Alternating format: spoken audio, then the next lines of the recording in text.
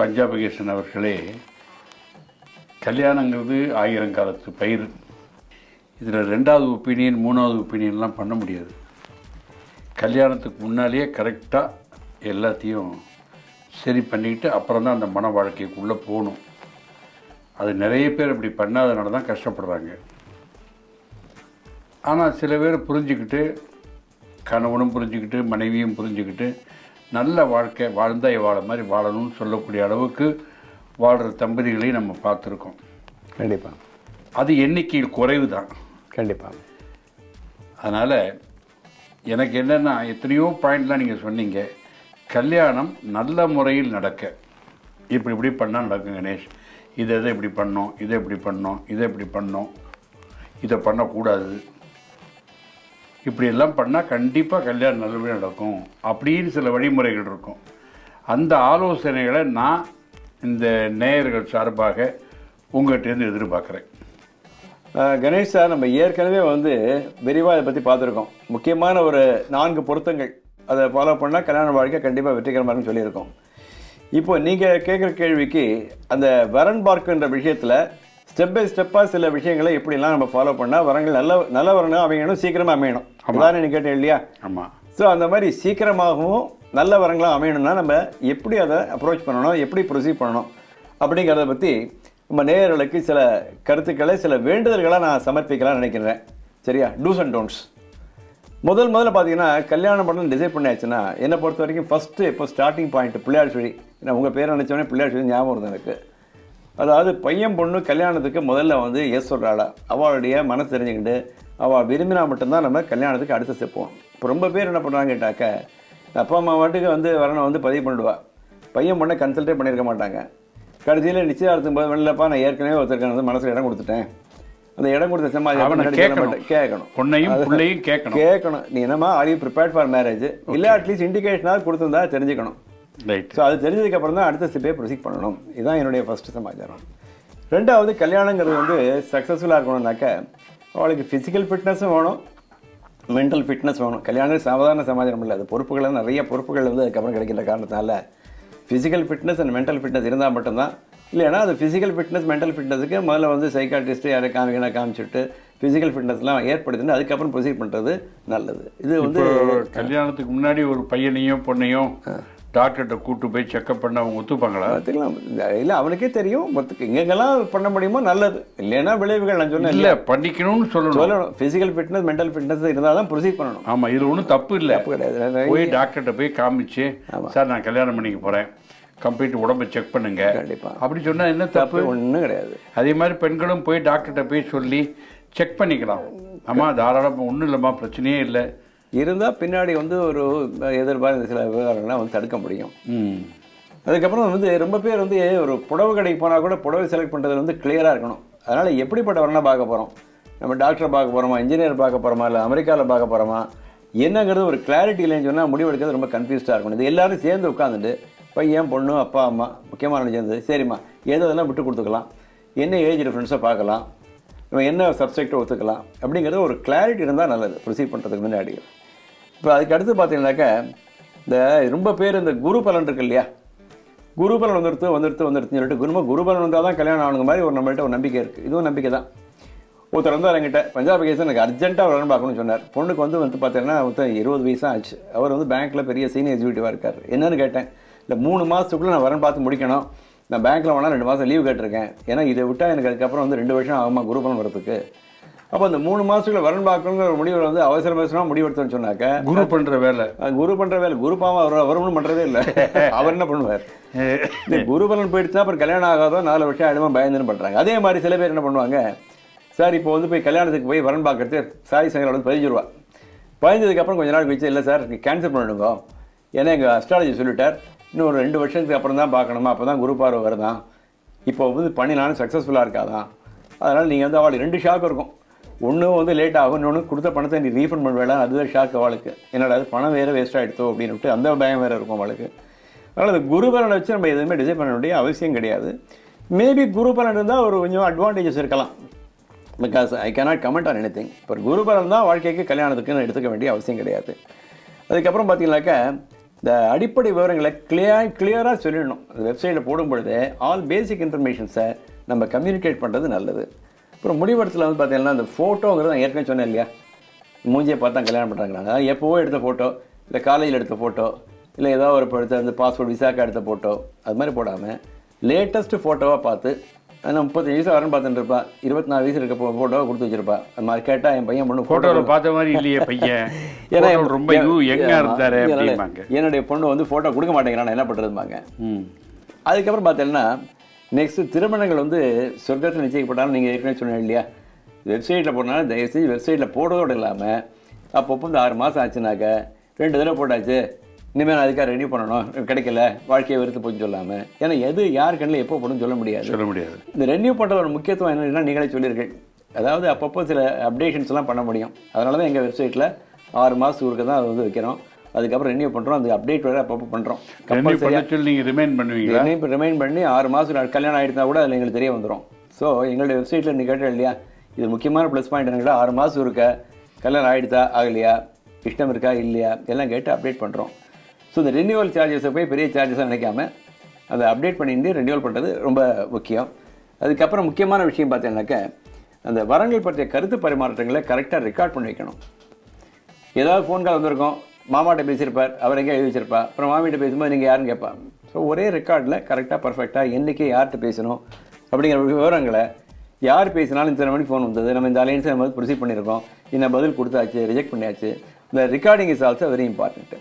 அப்புறம் இன்னும் ட்ரெண்டு பார்த்தீங்கன்னா இப்போது பெண்கள் வந்து இந்த வயது வித்தியாசத்தை பொறுத்த வரைக்கும் கொஞ்சம் 2 வயசு 3 வயசு 1 வயசு இல்லாமல் கொஞ்சம் வந்து 4-5 வயசு வரைக்கும் அது ஈஸியாக அக்செப்ட் பண்ணிக்கலாம். பண்ணிட்டாக்க நிறைய வரங்கள் கிடைப்பதற்கு வாய்ப்பு இருக்குது. இப்போ இந்த சுயதொழில் புரிவோர் பார்க்குறோம் இல்லையா. ஆமாம், சுயதொழில் புரிவோர்னால் அது வந்து மேரேஜ் மார்க்கெட்டில் யாருமே முன்னுக்கு வரதில்லை. செல்ஃப் எம்ப்ளாய்டு பிஸ்னஸ் பீப்புள்னாலே இந்த அலையன்ஸை கண்டாலே ரொம்ப பேருக்கு ஒரு அலர்ஜி, பயம் பயம் பயம். ஒரு கமலஹாசன் சொல்லுவார் இல்லையா, எதை கண்டாலும் பயம். என்ன படம் ஞாபகம் இல்லை, அது தெனாலி இல்லை. அது நீரை கண்டால் பயம், நெருப்பை கண்டால் பயம், அதை கண்டால் இந்த மாதிரி பிஸ்னஸ்னாலே அவளுக்கு பயம். 2 லட்சம் சம்பாதிக்கிறான் பையன் அப்படின்னா நாளைக்கு பிஸ்னஸ் வந்து ஒடிச்சு போய் என்ன பண்ணுறது. அப்போ பார்த்தா எதுவுமே வந்து வாழ்க்கையில் வேற ஏதாவது ஆரம்பிக்கலாம். அது இன்னும் தெரியல. பிஸ்னஸ்ஸு என்னை பொறுத்த வரைக்கும் பிஸ்னஸ்ஸு செல்ஃப் எம்ப்ளாய்ட் பீப்புளை தாராளமாக பண்ணிக்கலாம், ப்ரொவைடட் டேட்டாவெல்லாம் அனலைஸ் பண்ணி பார்த்துட்டு அவளுக்கு எக்ஸ்பீரியன்ஸ் இருக்கா, எக்ஸ்போஷர் இருக்கா, பேக்கிங் இருக்கா பார்த்து ஓப்பன் மைண்டாக பார்க்குறது ரொம்ப நல்லது. பிஸ்னஸ் பீப்புளை தாராளமாக செல்ஃப் எம்ப்ளாய்ட் தாராளமாக பார்க்கலாம். அது மூலிமா நல்ல வரங்கள் அமைப்பதற்கான வாய்ப்புகள் நிறைய இருக்குது. இந்த மேரேஜ் மார்க்கெட்டில் இந்த ஃபிசிக்கலி சேலஞ்ச் பீப்புள்னாலே உடனே தூக்கி போட்டுருவான். அதனால் நல்ல பையனாக இருக்கான், நல்ல சம்பாதிக்கான்னு சொன்னால் ஒரு மைனர் ஹேண்டிகேப் இருந்தால் தாராளமாக அக்செப்ட் பண்ணிக்கூடிய ஒரு மனப்பான்மை, இந்த மனப்பாங்கு எல்லார்ட்டையும் வரணும். எஸ்பெஷலி பார்த்தீங்கன்னா அந்த பசங்க யாராவது 25,000 சம்பாதிப்பான், அவனுக்கு சம்பளம் கம்மியாக இருக்கும், அவளுக்கு வரனே கிடைக்காது. ஆனால் எனக்கு நார்மல் கேர்ள் தான் உடனே வந்து உட்காந்துட்டே இருப்பாங்க. ஸோ அந்த மாதிரி பீப்புளோட எஸ்பெஷலி இந்த மாதிரி வந்து கொஞ்சம் ஏதாவது ஒரு இந்த இது சொல்கிறோம் இல்லையா, மாற்றுத்திறனாளின்னு சொல்கிறோம் இல்லையா, அவளை அக்செப்ட் பண்ணிக்கக்கூடிய ஒரு மனப்பான்மை வந்ததுனாக்க அவளுக்கும் கல்யாணம் ஆகும், இவாளுக்கும் கல்யாணம் ஆகும். ஏன்னா எனக்கு வீக்னஸ் வந்து financial is my weakness, qualification is my weakness, அவளுக்கு உடல் சம்பந்தமாக ஒரு சின்ன குறைபாடு இருக்குது. அப்போ ரெண்டும் வந்து உன்னோட காம்பன்சேட் ஆகுது. அப்புறம் இந்த என்ன முக்கியமான ப்ராப்ளம் கேட்டால், ஒரு அலையன்ஸ் வருது, வந்த உடனே அது வர நமக்கு பிடிக்கல ஏதோ ஒரு காரணத்தினால, அது சஸ்பென்சரியாக வச்சுட்டு இருக்காம போய் சூட்டபிளா இல்லைன்னா போய் லெட்டர் போடுறேன்னு சொல்லிட்டு அடுத்த வாரம் கூப்பிடுறேன் அப்படின்னா சொல்லாமல் இதெல்லாம் சொல்லாமல் சட்டுப்புட்டு ஒரு SMS எனக்கு we are not proceeding further, thank you for your responsibility, அவ்வளோதான். அதை ரிமைண்ட் பண்ணி போட்டால் பதில் வர மாட்டேங்கிறது. இந்த குறைபாடு எங்கள்கிட்ட ரொம்ப இருக்குது. நாங்கள் அனுபவப்படுறது பஞ்சாப் கேஸை நாங்கள் போட்டால் பொண்ணாட்டிலையும் பதிலே சொல்ல மாட்டேங்கிறேன். நான் சொன்னேன் பதில் சொல்லி ஃபைலை க்ளோஸ் பண்ணுங்களேன் இல்லையா. ஸோ இமீடியட்டாக ப்ராம்ப்டாக, ஆனால் பதில் கொடுக்கும்பொழுது உங்கள் பொண்ணு வந்து இந்த மாதிரி இருக்கா, நல்லா இருக்கா, குண்டா இருக்கா, அதனால் எப்படி இல்லைன்னு சொல்லி ரீசனே சொல்ல வேண்டிய அந்த ரீசன் சொல்ல வேண்டாம். Just we are not proceeding further அப்படின்னு சொல்ல முடிஞ்சு போச்சு. சொல்லலாம், நாஜுக்காக சொல்லிடலாம். திருமண முயற்சி இருக்கு இல்லையா, அதை வந்து காலாகாலத்தை ஸ்டார்ட் பண்ணணும். நான் ஏற்கனவே சொன்னேன் டிலே ஆகிறதுக்கு அது ஒரு முக்கியமான காரணம் அப்படின்னு. ஸோ எது காலகாலம்னா அது சுச்சுவேஷனை பொறுத்து இருக்குது. பருவத்தே பயிர் செய். ஒரு 21 இப்போ கொஞ்சம் ட்ரெண்டு கொஞ்சம் மாறிட்டு வருது. கொஞ்சம் யங்ஸ்டர்ஸே வந்து நிறைய பேர் வந்து 21-22 வந்து ரிஜிஸ்டர் பண்ண ஆரம்பிச்சிட்டாங்க. பட் அதெல்லாம் டிபெண்ட்ஸ் அப்பான் சுச்சுவேஷன். கூடுமான வரையில் உள்ள இளம் வயசில் வந்து ஸ்டார்ட் பண்ணி பார்க்குறது நிறைய வரங்கள் கிடைப்பதற்கான வாய்ப்புகள் இருக்கும். 32 வயசில் பார்த்தோன்னா வரங்கள் கிடைக்கிறது டபால்னு பார்த்தீங்கன்னா குறைஞ்சி போயிடும். ஆமாம், சரியா. ரொம்ப முக்கியமான விஷயம் கேட்டால், இந்த திருமணத்தை ஸ்டார்ட் பண்ணுறோம் இல்லையா, சரி நல்ல நாள் பார்த்து தான் பண்ணணுங்கிற மாதிரி ஒரு சம்பிரதாயம் நமக்குலாம் நம்பிக்கை இருக்குது. நான் பண்ணலன்னா பண்ணுங்க, முதல்ல எடுக்கும்போது நீங்கள் நல்ல நாள் பார்த்து குலதெய்வத்தை பிரார்த்தனை பண்ணிட்டு நல்லா பண்ணுங்க வேண்டாங்கல்ல. ஆனால் அந்த ஜாதகம் எடுத்து ஸ்டார்ட் பண்ணதுக்கப்புறம் கூட எதுக்கெடுத்தாலும் கவனம் ஜாதகத்தை கொண்டு போய் கொடுக்கறதுக்கு எடுக்கிறதுக்கு தேடி பார்க்கணும். ஆமாம், வாசல்ல கால் வைக்கிறதுக்கு தேடி பார்க்கணும், ஆட்டோ பிடிக்கிறதுக்கு தேடி இன்னைக்கு பார்க்கணும், அவளுக்கு ஃபோன் பண்ணலாமா வேண்டாமா, அதுலேருந்து ஆரம்பித்து ஒவ்வொரு ஸ்டெப்லேயும் நாட்கள். அதுவும் ஒரு சில கேஸில் பார்த்தீங்கன்னா நீங்கள் ஏற்கனவே சொன்ன மாதிரி மாதங்களையே விலைக்கு விடுறேன். இந்த மார்கழி மாதம்னா என்னமோ வந்து அதை பற்றி வந்து பேசவே கூடாது. சரி, மார்கழியில் வந்து தொடர்ந்து பேசினா தானே வந்து தையில வந்து உனக்கு அடுத்த ஸ்டெப் வர முடியும். சில பேசலாம், சில சில கல்யாணம்னா ஓகே வைக்கலாம் சொல்லிக்கலாம். அதனால் வந்து எதற்கு எடுத்தாலும் நாள் எங்கள் இதில் வேடிக்கைன்னு கேட்டேன்னாக்கா இன்னொரு தமாஷு வந்து ரீசன் பண்ணுறதுக்கு வந்து டைமாவது கொடுத்துருவா. பஞ்சாபி ராகுகால் சீக்கிரம் நம்பர் போட்டு கொடுங்கப்பா. சரி நம்பர் போட்டு கொடுத்துட்றோம். நான் புறப்பட்ட நேரத்தை கேட்பேன், ராகுகாலத்துக்கு முன்னாடி கிளம்பி வந்தான்ட்டு. இல்லை சார் புறப்பட்டு நான் சீக்கிரமே, அப்போ தான் புறப்பட்ட நேரம் தான் கணக்குனா ஓஹோ அப்படியாம்பாங்க. இது புறப்பட்ட நேரத்தை பார்க்குறதா, கையெழுத்து போகிற நேரம் பார்க்குறதா, பணம் கொடுக்குற நேரம் பார்க்குறதா. அப்புறம் இன்றைக்கி பண்ணிவிட்டு நீங்கள் 3 நாளைக்கு போடாதீங்க வெப்சைட்டில். அதுக்கப்புறம் நான் நல்ல நாளாக பார்த்து சொல்கிறேன், நீங்கள் வெப்சைட்டில் அப்புறம் போட்டால் போகிறோம். ஸோ பஞ்சாங்கம் பார்க்க வேண்டியது அவசியம்தான். பஞ்சாங்கங்கிறது ஒரு வரப்பிரசாதம் தான். எதுக்கு எடுத்தாலும் பார்க்காதே பார்க்காதே பஞ்சாங்கத்தை பார்க்காதே நான் சொல்லவே பஞ்சாங்கத்தை பாருங்கோ, முக்கியமான விஷயங்கள் மட்டும் பஞ்சாங்கத்தை பாருங்கோ. எதுக்கு எடுத்தாலும் பார்த்தேன்னா again it is guide to cost you delay. So இன்னொரு விஷயம் பார்த்தா அந்த கல்யாணங்கிறது யாருக்கு எப்போது நடக்கும்னு சொல்ல முடியாது. சில பேருக்கு எங்கள்கிட்ட சாய் சங்கராலே போட்டு ஃபியூ ஹவர்ஸே கல்யாணம் நிச்சயம் இருக்குது சார். நீங்கள் போட்டு போனோம் சார் 12 ஹவர்ஸே கல்யாணம் நிச்சயம் ஆகிடுது. சில பேருக்கு நான் வந்து 5 வருஷமாக பார்த்துட்டு இருக்கேன் கல்யாணம் ஆகலை. அது depends upon so many factors. அவளுடைய குவாலிஃபிகேஷன், அவளுடைய எக்ஸ்பெக்டேஷன்ஸ், எகைன் ஹாரோஸ்கோப் மேட்சிங் அப்படிங்கிறது. டிலே ஆச்சா ஆறுது, டிலே ஆகுது கல்யாணம் ஆகலையே எப்போ பார்த்தாலும் புலம்பிண்டு எப்போ பார்த்தாலும் கவலைப்பட வேண்டிய அவசியமே இல்லை. நான் கேட்டேன் அவர் அப்பா மாட்டேன், உங்களுக்கு கல்யாணம் ஆகிட்டு சொல்லியா, நீங்கள் ஜாலியாக இருங்களேன், பையனுக்கு தானே பார்த்துட்டு இருக்கேன், அது ஆறபடி ஆடு என்ன சார் இப்படி பேசுகிறேன் அப்படின்னா. அது மாதிரி பையன் பொண்ணுக்கு வரன் பார்க்க வேண்டியது வாஸ்தவம் தான், முயற்சிகள் பண்ண வேண்டியது வாஸ்தவம் தான். பட் இதுதான் வாழ்க்கையே நினச்சிட்டு இதுதான் கவலைப்பட்டு எனக்கு தூக்கமே இல்லை சார், எனக்கு ஹெல்த் ஸ்பாயில் ஆகிடுது. நான் இது மூலிமா நேர்களுக்கு நான் அப்பீல் என்ன கொடுக்குறேன்னு சொன்னாக்க வருத்தப்படுறனால நீ சாதிக்க போகிறதில்ல. ஸோ முயற்சிகளை பண்ணணும் தொடர்ந்து. ஆனால் காலகாலத்தில் கல்யாணம் ஆகலைன்னா அந்த வருத்தம் இருக்குதான் இருக்கும். இல்லை வருத்தப்படாதேன்னு சொல்ல முடியாது. வருத்தப்படுங்க வேண்டாங்கல்ல, முயற்சிகள் பண்ணுங்க, அதுதான் உங்கள் கையில் இருக்குது. God knows when to give, how to give and what to give. அதோட இந்த பரிகாரம் என்ற போர்வையில் ரொம்ப ஏகப்பட்ட எக்ஸ்ப்ளாய்டேஷன் நடக்கிறது. ராகுவையும் கேதுவும் சரி கட்டினா 1.5 லட்ச ரூபா ஆகும்னா கவர்மெண்ட் ஆஃபீஸில் சரி கட்டுற மாதிரி ராகுவும் கேதுவும் சரி கட்டினா 1.5 லட்ச ரூபா கொடுத்தா சரி கட்டி தரேன்னா இங்கேருந்து ஃபோன் பண்ணி பேசுவாரா தெரியல ராகுக்கும் கேதுக்கும். ஸோ பரிகாரம் எங்கே சாய் சங்கராலேயே இருக்க டீட்டெயில்ஸ்லாம் எடுத்து வச்சுருந்தோம்னா அதுக்கு ஓப்பன் வெப்சைட்டை போட்டிருந்தோம். நான் பரிகாரம் பண்ணி தரேன் அப்படிங்கிற மாதிரி இதுக்காகவே சில பேர் இருக்காங்க. நான் என்ன சொல்கிறேன்னா எல்லாருக்கும் நான் அப்பீல் பண்ணுறதுன்னு கேட்டாக்க பரிகாரம் என்ற போர்வையில் அந்த எக்ஸ்ப்ளாய்டேஷனில் இந்த வலையில் விழுந்துடாதீங்க. நியாயமான பரிகாரங்கள், சிம்பிள் பரிகாரம் பண்ணுங்க. என்னை நாடி வந்த கோலன் செய்யும் அருமையான பாடல் அந்த பாட்டு இருக்கேன். ஸோ பரிகாரத்தை வந்து எக்ஸ்ப்ளாய்டேஷனை வந்து தவிர்க்கிறது நல்லது. இன்னொரு விஷயம் பார்த்தீங்கன்னா இந்த திருமண செலவுகள் பார்த்துருப்பேன். நீங்கள் இப்போ நிச்சயதார்த்தத்தை பார்த்தீங்கன்னாக்கா அதையே வந்து பார்த்தீங்கன்னா லேக்ஸ் அண்ட் லேக்ஸ் செலவழிக்கிறாங்க. ஏன்னா நிச்சயதார்த்தம் அப்படின்னு சொன்னாலே நாங்கள் யார் அப்படின்னு காமிக்கணுங்கிறனால. ஸோ எனக்கு என்னன்னா நல்லா பண்ண வேண்டியதான். இந்த ஆடம்பர செலவுகளையும் அனாவசிய செலவுகளையும் குறைச்சிவிட்டு, அது எத்தனையோ ஓல்டேஜ் ஹோம்ஸ் இருக்குது, சீனியர் சிட்டிசன்ஸ் பேரடைஸ் இருக்குது, எவ்வளவோ இருக்குது. அதில் பார்ட் ஆஃப் தி அமௌண்ட்டை தாராளமாக அதில் டொனேட் பண்ணலாமே. அதனால் இந்த ஆடம்பர செலவுகளை வந்து அகற்ற வேண்டியது முக்கியமான ஒரு விஷயம் நினைக்கிறேன். அதுக்கப்புறம் எனக்கு ரொம்பவே வந்து மனசை ரொம்ப பாதிக்கக்கூடிய ஒரு விஷயத்தை உங்களுக்கு ஷேர் பண்ணிக்க போகிறேன். ஏற்கனவே சொல்லியிருப்பேன் நினைக்கிறேன். இந்த நட்சத்திரங்கள், இந்த ஆயில்யம் வேண்டாம், மூலம் வேண்டாம், என்ன அநியாயம் சார் இது. எந்த காலகட்டத்தில் நம்மளாம் இருக்கும். மூலத்துக்கு கல்யாணம் பண்ணால் அது மாமனாருக்காகாது, ஆயுதத்துக்குன்னா மாமியாருக்காகாது, இதுனா நாத்தனாருக்காகாது, இது பூரட்டாதி போராடமா. இதில் என்ன வேடிக்கை கேட்டாக்க யாருக்குமே இதில் என்ன கேட்டால் நான் ஆயிலம் மூலம் குறிப்பிட்டு சொல்ல விரும்பல. இந்த மாதிரி சில நட்சத்திரங்கள்லாம் இந்த மூட நம்பிக்கை எப்படின்னு கேட்டாக்க அதை கல்யாணம் பண்ணிட்டு வந்த மாமனார் மாமியார் 100 வருஷம் இருக்கவங்க இருக்காங்க. மற்ற லட்சத்தில் கல்யாணம் பண்ணுறது வந்து மாமனார் மாமியார் அடுத்த நாளே பொக்குன்னு போகிறவங்க இருக்காங்க. ஸோ நட்சத்திரத்துக்கும் அந்த கல்யாணத்துக்கும் மாமனார் மாமியார் சம்மந்தமே இல்லைன்னு ஜோசியஸே சொல்லியாச்சு. அஸ்ட்ராலஜர் மட்டும் இல்லை, எல்லாம் மகாபிரிவா சொல்லியிருக்கா, எல்லாருமே சொல்லியிருக்காங்க. இருந்தாலும் நம்ம ஜனங்கள் பார்த்தீங்கன்னா போய் அப்படி வந்தால் போயிட்டு அடுத்த ஜென்மத்தை பாருங்க எதுக்கு அப்படின்னு உயிருக்கு அப்படி பயந்து உட்காந்துட்டு இருக்கணும். அதனால் வந்து இந்த மூட நம்பிக்கையின் பேசிஸில் இந்த நட்சத்திரங்களை ஒதுக்கிறது கண்டிப்பாக தவிர்க்கப்பட வேண்டும். அப்படி தவிர்க்கலை அப்படின்னு சொன்னாக்க நான் ஒரு விஷயம் பார்த்துருக்கேன். எனக்கு இந்த நட்சத்திரம் வேண்டாம், மூலம் வேண்டாம் நினச்சேன்னா பிறக்க போகிற பேரன் பேத்தி பார்த்தோன்னா கண்டிப்பாக அந்த நட்சத்திரம் பிறப்பா வாழ்க்கு. இது நான் சாபமாக சொல்லலை, இது நிதர்சனமாக நான் பார்த்த ஒரு உண்மை.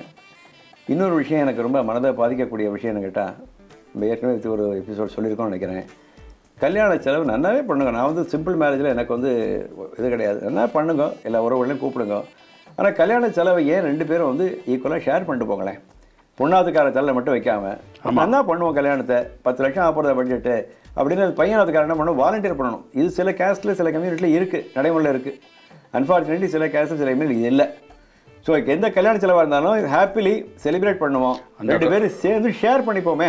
அவள் வேண்டாம்னு சொல்லிட்டாங்க பொண்ணாதுக்கார வந்து ஓகே எங்களுக்கு நிறைய வசதி இருக்குன்னு சொன்னால் don't compel, but at least volunteer for sharing நான் சொல்ல வரேன். கடைசியாக நான் ஏற்கனவே சொன்ன மாதிரி நிறைய சொல்லியிருக்கேன் அதை பற்றி.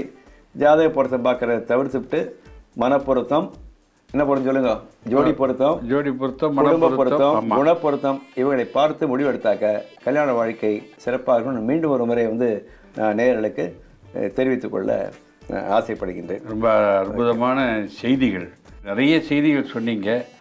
அதில் 2-3 ரொம்ப கேட்சியாக இருந்து. சிம்பிளாக கல்யாணத்தை பண்ணணும். 2வது பொண்ணு வீட்டுக்காரங்களும் புள்ள வீட்டுக்காரங்களும் பாதி ஷேர் பண்ணிக்கணும். 3வது இந்த நட்சத்திர பொருத்தத்தில் போய் மண்டையை உடைச்சிக்கிட்டு இதையெல்லாம் பல விஷயங்களை ரொம்ப அருமையாக கல்யாணம் சுலபமாக நடப்பதற்கு என்னென்ன செய்யணுங்கிறத புட்டு வச்சாச்சு. இனிமேல் நேயர்களே அவர் சொன்னதை கேட்டு அதன்படி நடந்தால் கல்யாணம் ஜாமுன்னு உங்கள் வீட்டில் நடக்கும். அந்த கல்யாணத்துக்கு எல்லாரையும் கூப்பிடுங்க, எல்லோரும் வரட்டும். நல்ல பந்தியில் சாப்பாடு, நல்ல ருசியான சாப்பாடு போடுங்கள். நிறைய சாப்பாடுங்கிறது வேணால் ருசியான சாப்பாடுங்கிறது வேறு. ருசியான சாப்பாடுங்கள். எல்லோரும் வந்து கல்யாண சாப்பாடை சாப்பிட்டு பிரமாதமாக இருக்குது, அற்புதமாக இருக்குன்னு சொல்லிட்டு போட்டோம். அந்த நாள் சீக்கிரமே உங்கள் குடும்பத்துக்கு வர உங்களை நான் வாழ்த்துகிறேன். Fantastic sir. கல்யாண சமையல் சாதம், காய்கறிகளும் பிரமாதம், இந்த கௌரவ பிரசாதம் இதுவே எனக்கு போதும்.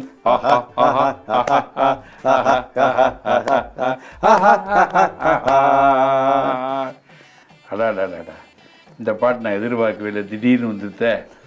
என்ன அருமையான பாட்டு ரங்காராவ். மறக்க முடியாத காட்சி, மறக்க முடியாத பாட்டு.